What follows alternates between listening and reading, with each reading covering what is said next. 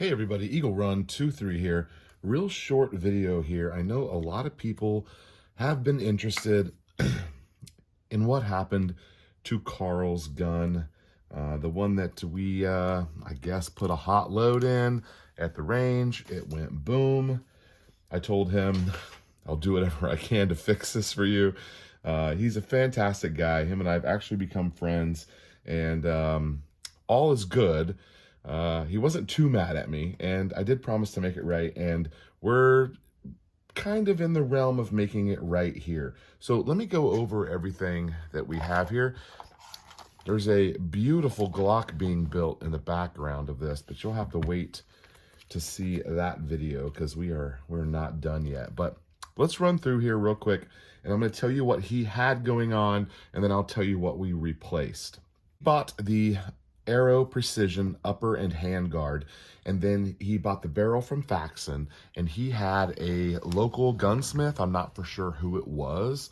He had a local gunsmith assemble the thing, because AR-10s are tricky. It's a little different than AR-15s. You got to have a little different tools. And anyway, he had someone put it together, and everything was working fine for him until he met me. And then I made things not work fine. And so we did some damage to the bolt and to the barrel. We kind of exploded a bolt, and we damaged the throat of the barrel, which will be sent back to Arrow Precision. We will also be sending them the gas block as well. They asked for that, so we'll be sending them that as well.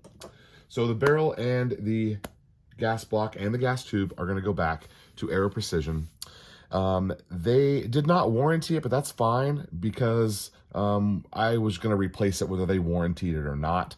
Now, Faxon, very generous of them, they did warranty the barrel, which I did not expect for them to. I was more than willing to buy a new barrel, but they warrantied it, so I guess that's pretty cool on them. Seen what kind of broke, and that was the bolt and the barrel, and we got that all taken care of. So I replaced his bolt with a JP Enterprises enhanced bolt. Now, he was kind of wanting, I think he said he was kind of wanting this bolt anyway. When I found that out, I was like, boom, let's get the JP. We'll put it in your Arrow bolt carrier, and everything will be fine. But as I got this gun apart, reassembled it, checking everything out, I checked all the measurements and looked for any signs of damage.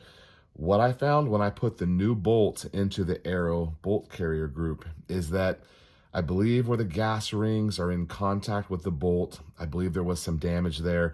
The bolt does not slide smoothly in there, and it's actually very loose. So I told him, hey, let's get yourself a JP bolt carrier to go with your JP bolt.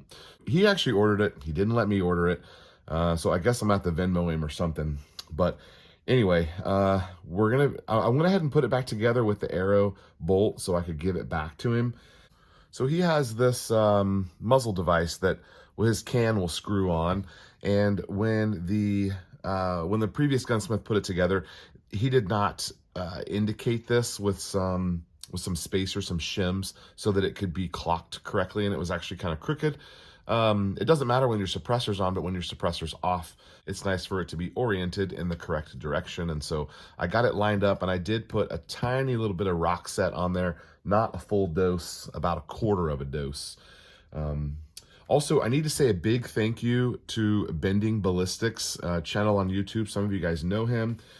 He actually kind of went through this with me to make sure I wasn't missing anything, and just to make sure that this was 100%. We did that over the phone, over some video chats, and he checked everything over with me, and we think it's good to go. So I'm going to kind of wrap this guy up and get it back to him. I have 2 boxes of this Montana Blackout. This is from Firehole.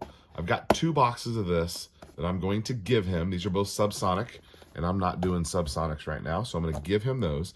And then I also have some subsonic Gorilla and some subsonic Discreet that I'm going to give him.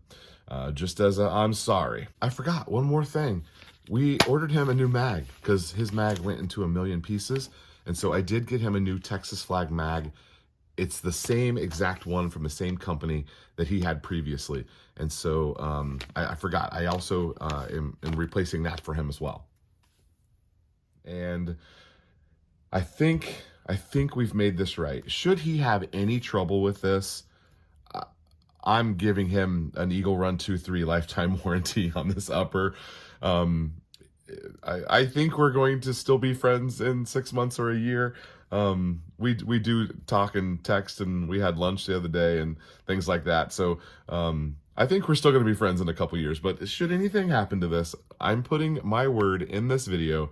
Carl, you have a lifetime warranty, and actually, if we have any trouble with this, man, I'm just gonna buy you like a gorilla. I'm gonna call Lance and see if he'll sell me a gorilla upper, and I'll just give you a gorilla upper or something. If this has any problems, I don't even want to mess with it. We're just gonna get you. We're gonna start over if this has any trouble. So I know you guys have been kind of following along to kind of see how this ended up, and I think we're ending in a good spot. We have not test fired this. We're actually gonna go out to his property probably here in a couple weeks and run some ammo through it and see what we think. But yeah, Eagle Run 2-3, that's what I have for you. If you have any questions, give Carl a thumbs up down below, and we'll see you next time.